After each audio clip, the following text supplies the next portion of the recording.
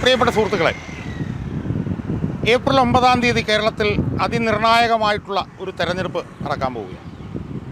ആ തെരഞ്ഞെടുപ്പിൽ അധികാരത്തിലെത്തുക എന്നുള്ളത് പിണറായി സർക്കാരിനെ സംബന്ധിച്ചിടത്തോളം വളരെ നിർണായകമാണ്. ആ തെരഞ്ഞെടുപ്പിൽ ഒരു പരാജയം സംഭവിച്ചാൽ ഇന്ത്യയിൽ നിന്ന് തന്നെ ഇടതുപക്ഷം തൂത്തുമാറ്റപ്പെടുന്ന ഒരവസ്ഥയിലേക്ക് പോകും.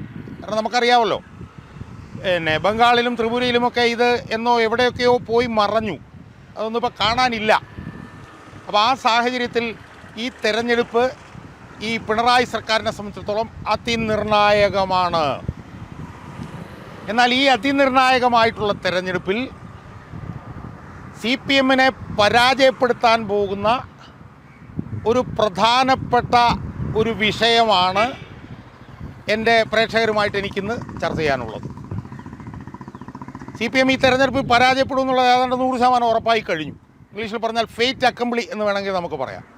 എന്നാൽ CPM-നെ ഈ തെരഞ്ഞെടുപ്പിൽ പരാജയപ്പെടുത്താൻ പോകുന്ന പ്രധാനപ്പെട്ട ഘടകങ്ങളിൽ ഒരു ഘടകത്തെക്കുറിച്ചിട്ടാണ് ഞാൻ ചർച്ച ചെയ്യാൻ പോകുന്നത്. സുഹൃത്തുക്കളെ, നിങ്ങൾക്കറിയാവുന്നതുപോലെ ഞാനിപ്പോൾ നിൽക്കുന്ന എൻ്റെ പുറകിൽ നിങ്ങൾക്ക് വലിയൊരു അതിഭീമാകാരമായ ഒരു പരസ്യ ബോർഡ് നിങ്ങൾക്ക് കാണാം. ഇതിന് എത്ര ആയിരം രൂപ ചിലവഴിച്ചിട്ടുണ്ട് എന്നെനിക്കറിയില്ല. ഇതിന് വാടക ഇനത്തിൽ എത്ര ചിലവഴിച്ചിട്ടുണ്ട് എന്നെനിക്കറിയില്ല.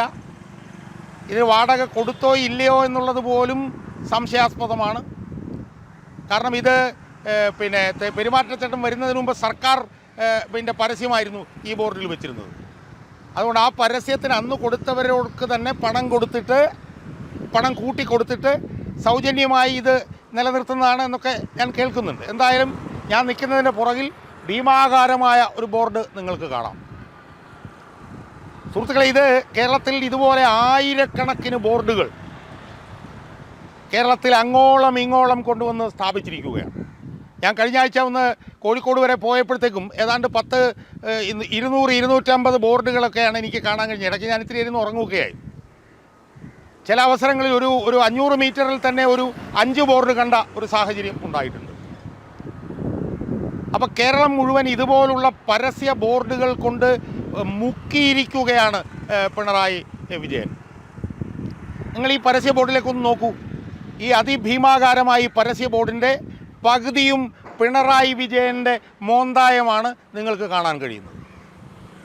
ഈ പരസ്യ ബോർഡിൻ്റെ പകുതിയിലാണ് LDF-നെ കുറിച്ചിട്ട് എഴുതി വെച്ചിരിക്കുന്നത്.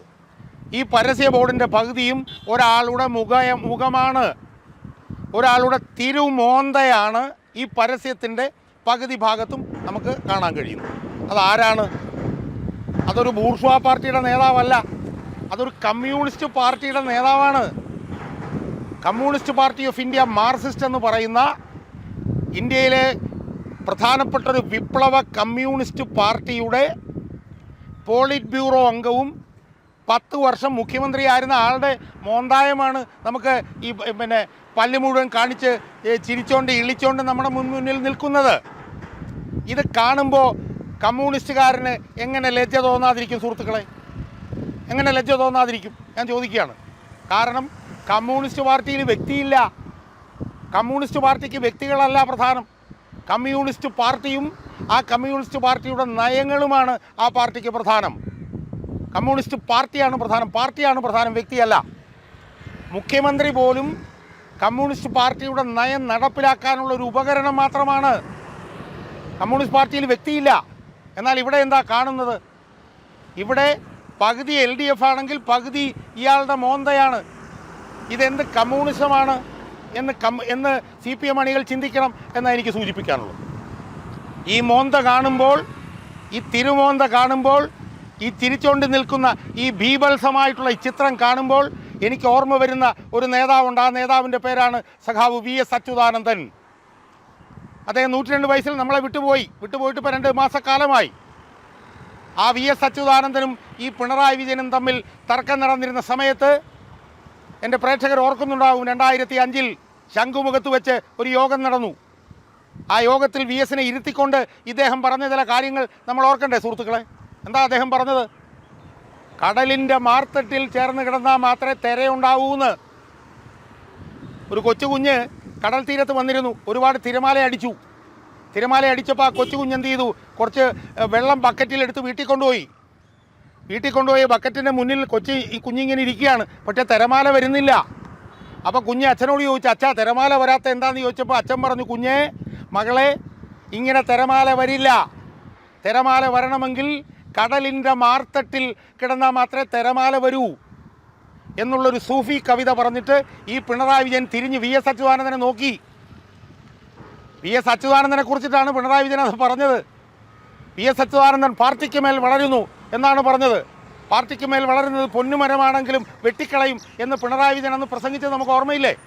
ആ വി എസ് അച്യുതാനന്ദനെ ഓർത്ത് വി എസ് അച്യുതാനന്ദനെ കൊല്ലാക്കൊല ചെയ്യാൻ, വി എസ് അച്യുതാനന്ദന് സ്വന്തം കാര്യത്തിലാണ് താല്പര്യം എന്ന് പറഞ്ഞ പിണറായി വിജയൻ കേരളത്തിലെ ഈ പറഞ്ഞ പോലെ തെരുവോരങ്ങളെയും റോഡുകളെ മുഴുവൻ തൻ്റെ ഫുൾ ഫിഗർ, തൻ്റെ ഫുൾ ഫിഗർ കൊണ്ട് മുക്കി കൊന്നിരിക്കുകയാണ് ഈ തെരഞ്ഞെടുപ്പ് പശ്ചാത്തലത്തിൽ. ആലോചിച്ച് നോക്ക്. ഒരു കമ്മ്യൂണിസ്റ്റ് പാർട്ടിയുടെ മുഖ്യമന്ത്രിയാണ് ഇരിക്കുന്നത്. ഒരു കമ്മ്യൂണിസ്റ്റ് പാർട്ടിയുടെ പോളിറ്റ് ബ്യൂറോ മെമ്പറാണ് ഇരിക്കുന്നത്. അല്ലാതെ ഏതെങ്കിലും ബൂർഷ്വാ പാർട്ടിയുടെ അല്ല. ഇവിടെ 10 വർഷം ഈ ഗവൺമെൻറ്റിന് ഒരുപാട് നേട്ടങ്ങൾ ഉണ്ടാക്കിയിട്ടുണ്ടെന്നാണല്ലോ പറയുന്നത്. അത് ഉണ്ടാക്കിയിട്ടുണ്ടെങ്കിൽ തന്നെ അത് ഈ സർക്കാരിൻ്റെ നേട്ടങ്ങളല്ലേ സുഹൃത്തുക്കളെ? അത് യഥാർത്ഥത്തിൽ ഈ പാർട്ടിയുടെ നേട്ടങ്ങളല്ലേ? ആ നേട്ടങ്ങൾ ഉണ്ടായിട്ടുണ്ടെങ്കിൽ അതിൽ ഈ പാർട്ടിയുടെ മന്ത്രിമാർക്ക് പങ്കില്ലേ? പക്ഷേ കേരളത്തിൽ അങ്ങോളം ഇങ്ങോളം വെച്ചിരിക്കുന്ന ഈ ആയിരക്കണക്കിന് പരസ്യ ബോർഡിൽ ഈ തിരുമോന്തയല്ലാതെ വേറെ ഏതെങ്കിലും മന്ത്രിയുടെ പടം കാണിക്കാൻ കഴിയുമോ നമുക്ക്? അപ്പോൾ ഇതൊന്നും ഈ കേരളത്തിലെ CPMൻ്റെ അണികൾ, CPMൻ്റെ ലക്ഷക്കണക്കിന് സാധാരണ പ്രവർത്തകർ ഇയാളെ ഈ സ്ഥാനത്തേക്ക് കൊണ്ടുവന്ന് ഇരുത്തിയ, ഈ കനക സിംഹാസനത്തിൽ ഇരുത്തിയ കേരളത്തിലെ ലക്ഷക്കണക്കിന് വരുന്ന പാർട്ടി അണികൾ ഇതൊന്നും അംഗീകരിക്കില്ല എന്ന് ഇയാൾ മനസ്സിലാക്കിയാൽ, ഈ 82 വയസ്സുകാരൻ മനസ്സിലാക്കിയാൽ കൊള്ളാം. അതുകൊണ്ട് ഞാൻ കൂടുതൽ ദീർഘിപ്പിക്കുന്നില്ല. ഈ തെരഞ്ഞെടുപ്പിൽ ഇയാൾ പരാജയപ്പെടാൻ പോകുന്നതിൻ്റെ ഏറ്റവും പ്രധാനപ്പെട്ട കാരണങ്ങളിലൊന്ന്, ഇയാൾ കേരളത്തിൽ കൊണ്ടുവന്ന് ഈ കോടിക്കണക്കിന് രൂപ ചെലവഴിച്ച് വെച്ചിട്ടുള്ള ഈ പരസ്യ ബോർഡുകളിലെ ഇയാളുടെ തിരുമോന്തയായിരിക്കും എന്നുള്ളത് മെയ് 4-ാം തീയതി നമ്മൾ മനസ്സിലാക്കും. എന്താ മെയ് 4-ാം തീയതിയുടെ പ്രത്യേകത? മെയ് 4-ാം തീയതിയാണ് TP ചന്ദ്രശേഖരൻ എന്ന് പറഞ്ഞ കമ്മ്യൂണിസ്റ്റുകാരനെ ഇയാളുടെ വാടക ഗുണ്ടകൾ 51 വെട്ടിക്കൊന്ന ദിവസമാണ് മെയ് 4.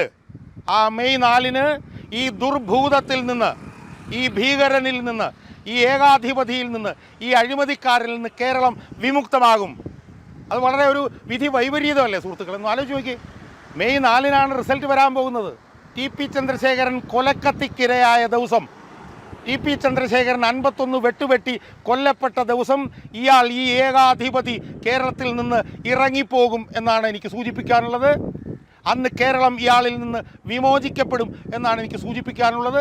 ഇയാൾ കേരളത്തിൽ തോറ്റമ്പാൻ പോകുന്നതിൻ്റെ ഏറ്റവും പ്രധാനപ്പെട്ട കാരണം ഇയാളുടെ തിരുമോന്ത കേരളത്തിൽ അങ്ങോളം ഇങ്ങോളം ജനങ്ങളെ കാണിക്കാനുള്ള ആ ഹീനമായിട്ടുള്ള തീരുമാനമായിരിക്കുമെന്നുള്ളത് മെയ് 10-ന് ഇയാൾക്ക് മനസ്സിലാകും എന്ന് മാത്രമേ എനിക്ക് സൂചിപ്പിക്കാനുള്ളൂ.